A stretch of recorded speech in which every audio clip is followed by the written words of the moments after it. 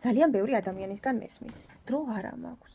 არა დრო არა მაქვს, ვაიმე ისეთი მოუცლელი ვარ, ვაიმე როგორ დავიღალე. აი ისეთი ქაოსი მაქვს, ვაიმე დრო საერთოდ არა მაქვს. იცი რატო არა გაქვს დრო? იმიტომ რომ დღეს არ გეგმავ. საათობრივად არ გეგმავ.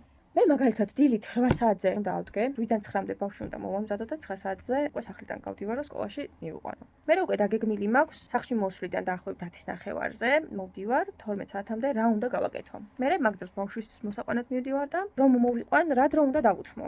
ბავშვს და მის მეცადინეობას. ეხლაც მეცადინეობთ წესით, მაგრამ ეხლა მე ვიდეო ჩავთე, აი პარალელურად და ჩემი შვილი გაქრა ადგილიდან, აი ნახეთ, ბავშვი არ არის აქ. წიგნი დევს მხოლოდ. აბა ბავშვო, ამოყავი თავისად ახარ დროზე. დროზე გამოდი.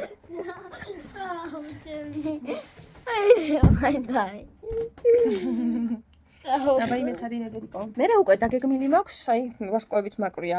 სანამ მეცადინეობას დავიწყებდით, ვითამაშეთ და წიგნით მოვასწარით და წავიკითხეთ. იაკობ გოგებაშვილის საგანძური დავიწყეთ.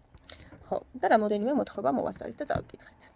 ამის გარდა, მე უკვე დაგეგმილი მაქვს, რა უნდა გავაკეთო დღის განმავლობაში, გინდა ჩემს საქმიანობაში და გინდაც ოჯახისთვის, ან გინდაც თუნდაც სხვა რაღაცები დავგეგმო, ხო? რას ვაკეთებ, ყველაფერი მაქვს გაწერილი და შესაბამისად დროის უკმარისობას არ განვიცდი.